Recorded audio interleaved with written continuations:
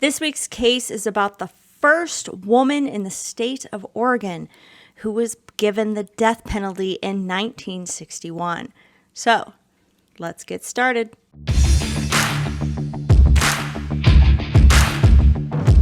Hello everyone, my name is Brandy, and it is time for another true crime case with one or more of my fabulous felines. I do have two right here off camera. They always like to sit right off camera where you can't see them. If you are a returning subscriber, welcome back, my feline friends, and a big shout out to my feline fans who help support this channel. This case was a suggestion by Rose Nelson, so thank you, Rose, for the suggestion. Okay, so there is some confusion on the research I done about this gal's name. Some have it as Jeannace, some have it as Jeannace, but I've seen her name as Jeannace more often than not, so I'm going to go with that name, okay? Jeannace June Freeman was born in 1941 in Central Oregon. Now, Jeannace's father is not known, but Jeannace's mother was actually married several times in her lifetime, so Jeannace had several step siblings in her life. Unfortunately, when Jeannace was 4 years old, she was sexually assaulted by one of her stepfathers. He continued to sexually assault her until she was a teenager. Now, I'm not sure if the mother was still married to him this whole time, but apparently she kept in touch with this stepfather. He comes back later in the story. But anyway, she did end up telling a school counselor when she was a teenager about what was going on. And this school counselor, did get her help. Well, the help that was available in the 50s. Her stepfather did end up doing some jail time for what he did to her. Jeannace wasn't like other girls in her time. She liked fishing and sports and activities that, were boy activities at the time. And she liked doing boy things. She wasn't into looking pretty or feminine or anything like that. So because she hung out mainly with boys doing boy things, she became quite strong for her frame. She was kind of a small stature, but she came quite strong. And she also developed an attitude, a dominant attitude. In her mind, she was the boss, and what she said, go. So in school, Jeannace had behavior problems.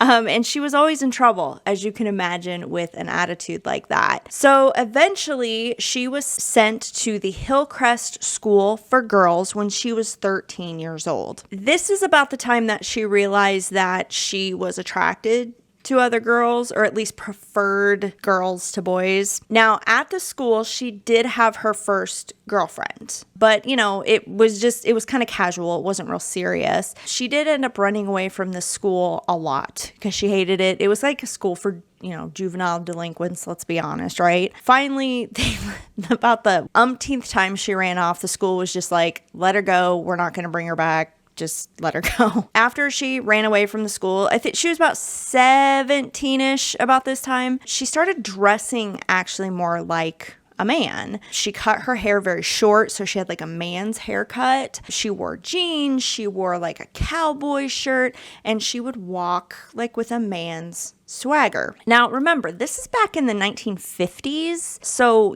women dressing and acting like that were unusual and labeled and usually discriminated against. I mean, women back then were supposed to be, like feminine and quiet and have no life outside of their husband and family and, just look at these vintage ads from the 50s. I mean, they're just, this one's my favorite one.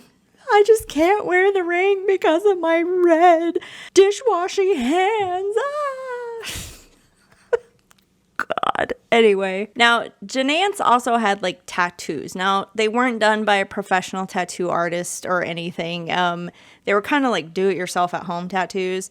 But the most prominent tattoo she had was on her left hand. She had the word hate across her knuckles. So again, very unusual for a woman to have that in the 50s. So when Jeannace was 19 years old, that is when she met Gertrude May Nunez Jackson. Now, Gertrude was a 33-year-old woman who worked as a shirt presser in the local laundry. Gertrude was a more petite woman. She preferred, wearing dresses, being feminine, all that stuff. Now, Gertrude had been married once before, but that marriage had failed. And then after that marriage failed, she actually moved in with a man, and they had a long-term relationship, even though they weren't married, but they were considered common law married because they had been together so long. Now, two children came out of this, Larry and Martha. It was reported that Gertrude, she did have a son with her first husband, apparently, but the kid either stayed with the dad or Gertrude didn't have custody of the kid. So I'm not sure what happened with that kid, but he was not in the picture. So this common law relationship, didn't work out, and they had split up, and now Gertrude was a single mom just trying to make ends meet. She was having trouble, babysitting troubles, because she was trying to work, but she couldn't find a babysitter, and that's how Jeannace and Gertrude met. So Gertrude ended up hiring Jeannace as her babysitter so she could go to work and earn money for her family. So as per usual, the two women became friends, over the next couple weeks, and Gertrude became realizing that, Jeannace was a lesbian. It's not like Jeannace hid it, Now, eventually, the two somewhere started a romantic relationship together. Gertrude would later say that she just did whatever Jeannace wanted because of her dominant personality. And, it was just, if Jeannace wanted it, Jeannace got it. Gertrude would go on to say later that their relationship was very volatile because, I guess Jeannace would scream and, yell at Gertrude when, Gertrude, wasn't in the mood. And I'm not sure if Gertrude was forced into this romantic relationship or if later she was just trying to distance herself from, being in a relationship with a woman because of the stigma at the time. But in any case, Gertrude did admit that her and Jeannace were a couple. They were in a romantic relationship at this time. So laundry work in Oregon did not pull in enough money for the family. And Gertrude stated that she wanted to move back to California because she was from California, and when she had a laundry job in California, it brought in a lot more money. So the two women decided to pack up and move to California. So they moved to Oakland, California with the two kids, and they ended up living in a small apartment all together. Gertrude would work, and Jeannace stayed home to, babysit the kids. That's what she was hired for. But it was reported that Jeannace saw the kids as a bother of, they were kind of a pain in the ass, and she made them stay outside a lot so she just didn't have to deal with them. Now, at this point, they were Larry was 6 years old and Martha was 4 years old. Now, it was alleged that Jeannace would even become frustrated with the children when Gertrude was home, when they were home together, because Jeannace would want to become intimate with Gertrude, but the kids would always interrupt them and, never give them alone time. So after a while, Jeannace apparently started talking to Gertrude about doing away with the children. Gertrude apparently went along with this because she would testify later that whatever Jeannace wanted, that was it. Jeannace got it. And again, quoted her dominant personality. As the two women, I guess, discussed a plan, apparently there was a story that Jeannace knew about, that there was this Indian family back in Oregon, and they would take in children that needed a home. So they were kind of like a foster home, I guess. I don't know if they were an official foster home or an unofficial foster home or what. But the story was, according to Jeannace, is that this family would pretty much keep these children in a cave, so they were outside the house, and then eventually just kill them. Apparently, this is how they came up with a plan to get rid of Gertrude's children, that they were going to kill the children and dump the bodies in Oregon apparently close to where this supposed foster family lives, and maybe look like they were just more victims of this foster family. That's how I interpreted the plan, the way I read it anyway. I thought at first they were like going to dump the kids off at the foster family, if it even existed. I don't know. It's just a story, but it's just weird how this alleged killer foster family came into things. But anyway, that's what was said, is that talking about that family, they were going to kill the kids in Oregon. So on the morning of May 11th, 1961, the two women arrived in their car at the Peter Sking Ogden State Park in Oregon and stopped on a bridge above the Crooked River Gorge. And they had the two children with them. Something transpired, and they left without the children. The next morning, on May 12th, a passerby found the bodies of Larry, age 6, and Martha, age 4, at the bottom of the gorge. Both children were naked. They had been beaten with something, strangled, and their genitals were mutilated. At first, authorities were not able to identify the children until Jeannace's stepfather, who apparently lived nearby. Yeah, that stepfather. And he told the authorities that he thinks those kids belong to his stepdaughter and her girlfriend. And the reason he said that is because apparently the two women spent the day of May 11th with Jeannace's stepfather. And when he asked where the kids were, the two women told him they were in a foster home. So authorities then began searching for Jeannace and Gertrude, and they found them a couple days later back in Oakland, California, in their apartment. They weren't apparently trying to hide or anything. But they had a third person with them.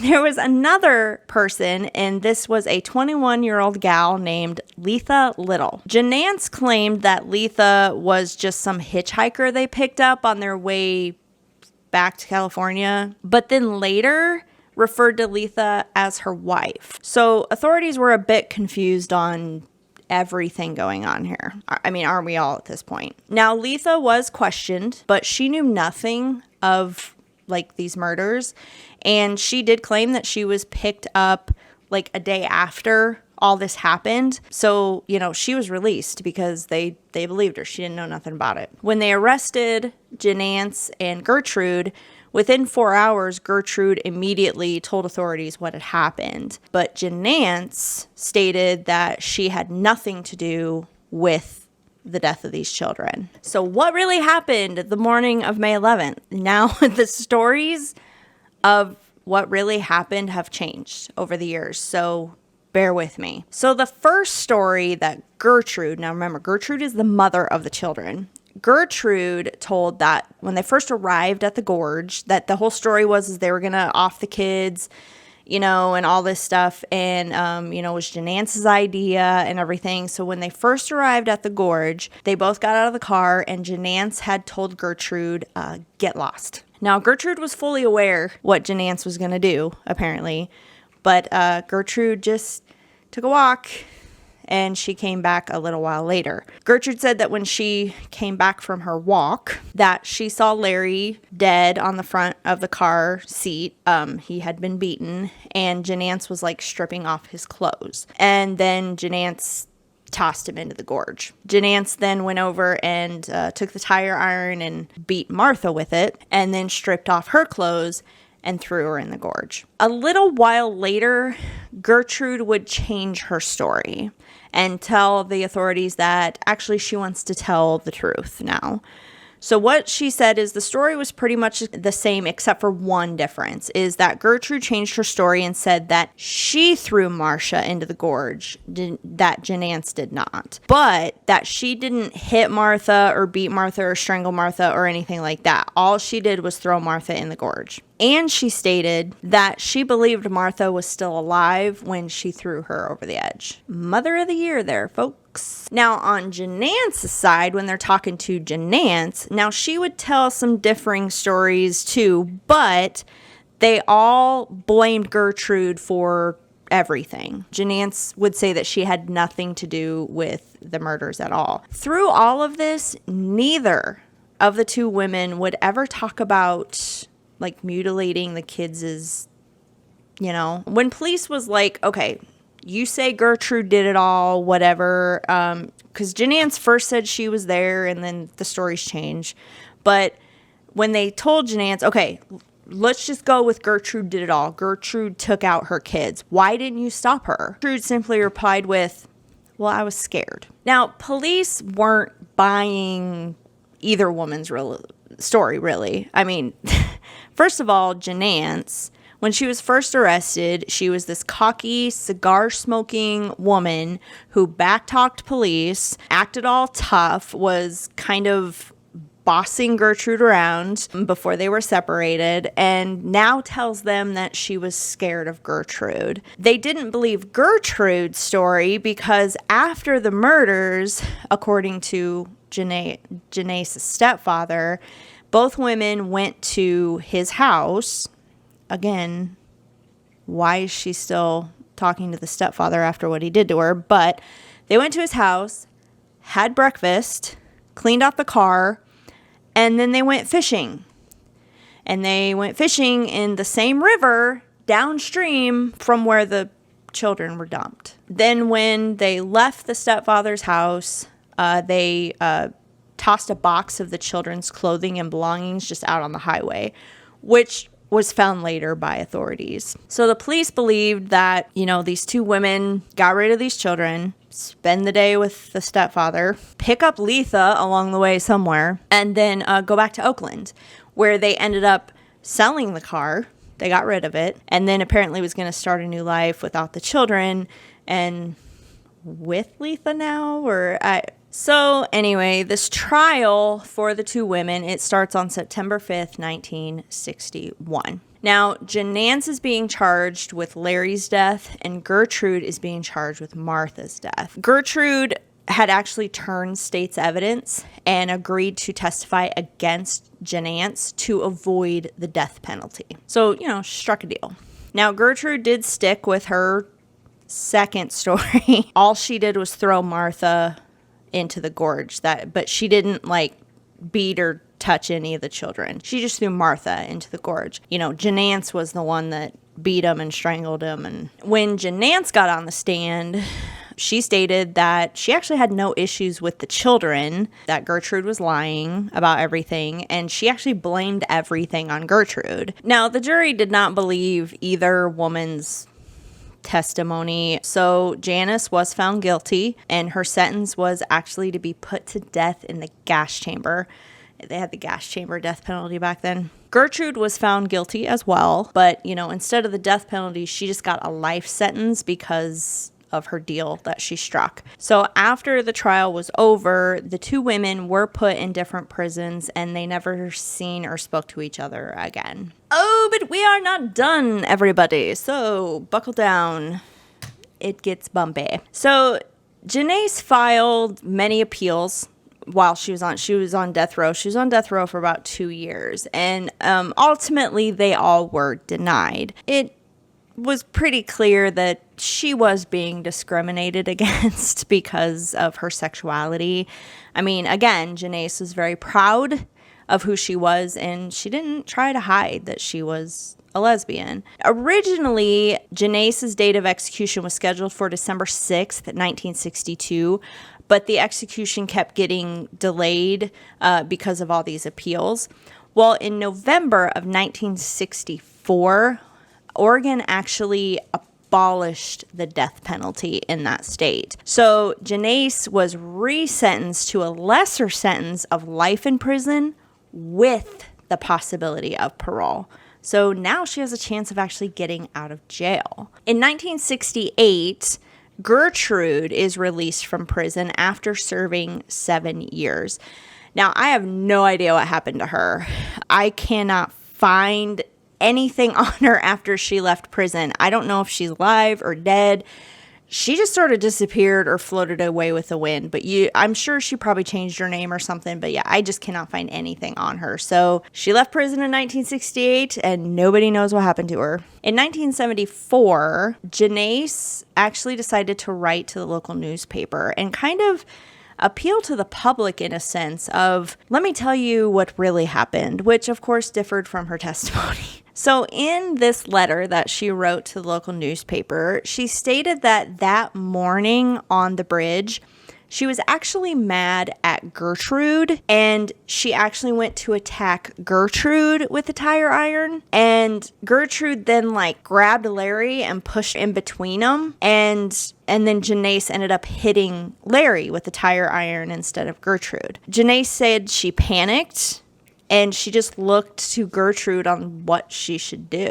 Jeannace goes on to state in the letter that Gertrude just told her to toss Larry over the side into the gorge, and then for some reason decided to kill Martha also. Jeannace, questions Gertrude as a mother, and again, she's kind of putting the full blame on Gertrude. Now, Jeannace continues and states, due to the years of the sexual abuse from her stepfather, that it has caused her to, prefer women over men. And she addresses how she's well aware how the public is against this, lifestyle. And she, kind of throws it out there of she thinks that's why she was more harshly punished is because she was a lesbian. If she hadn't been a lesbian, she probably wouldn't have been out of jail by now. So that's story number, I've lost track. But unfortunately, we truly don't know what really happened that morning. Only these two women know, and there's still a lot of questions that I got. But let's continue. Now, Jeannace was able to be released from prison on parole in 1983 after serving 22 years. However, Jeannace was not out of prison very long until she had to go back to prison for at least 19 months for violating her parole because she was living with a woman who had children and she was in possession of a knife. So both of those things were against her conditions of release. So she got sent back to prison for 19 months. She was released again in July of 1985. Now, a local newspaper ran an article where they interviewed Jeannace when she got out of jail. And again, she told another version of this story of what happened the morning of May 11th, 1961. You change your story all the time when I ask who ate all the treats, don't you? So this time, she kind of went into more detail and backstory on her and Gertrude's relationship. She stated that because of the way she dressed and presented herself, Gertrude allegedly told the kids that Jeannace was actually a man. And that frustrated Jeannace because, she was proud of who she was and she didn't want to be called a man when she really wasn't. So this put kind of a strain on the relationship from the start. And apparently both Jeannace and Gertrude had an alcohol and pill addiction that contributed to, their volatile relationship. Now, Jeannace stated that they were drunk and high on pills the night before the murders and had been fighting for days. And Jeannace had made this decision that she was actually going to leave Gertrude and she wanted to go back to her former lover, Letha. Remember Letha? The hitchhiker wife? So apparently Letha and Jeannace had a relationship prior to Jeannace meeting Gertrude and becoming her babysitter. And Letha had lived back in Oregon. So is this why they drove to Oregon if there was no real plan to get rid of the kids? Or, yeah, these are my questions. But anyway, Gertrude was allegedly freaking out that Jeannace stated that she didn't want to be with her anymore. And Jeannace stated Gertrude was screaming and yelling and, just being violent, I guess. And Jeannace couldn't take it anymore.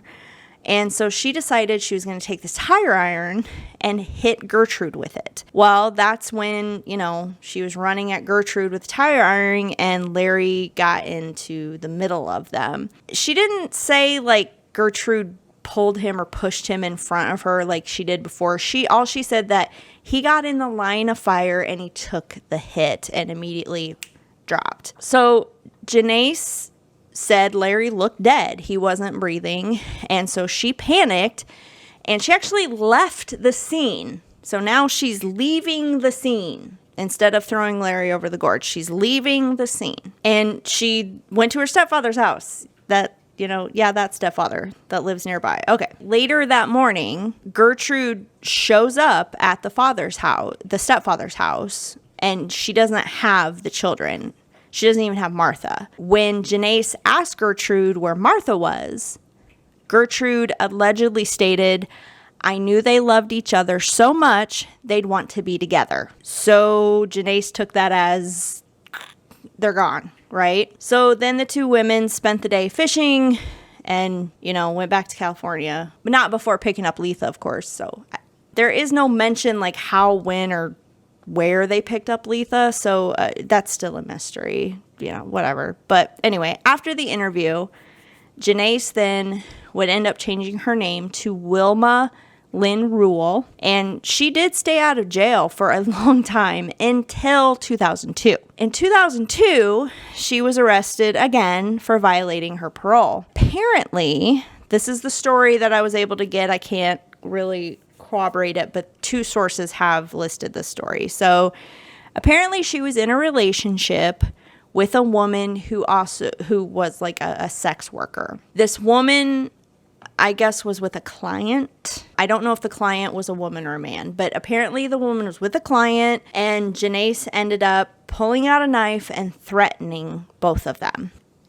Jeannace is 61 years old at this time, and she still has her trusty knife with her. But anyway, she's, her girlfriend or the client or somebody, the cops are called, Jeannace is arrested, and she's sentenced to 4 years in jail for violating her parole. Unfortunately, or fortunately, how you want to look at it, I guess, Jeannace would end up dying in prison in December of 2003, just a year after she was put in prison, because she had lung cancer and emphysema from, a life of smoking. Her body was cremated, and her family put her ashes on like a small float and adorned it with roses and placed it on the Mackenzie River, where apparently that was a place that she loved to fish and was most at peace through her childhood.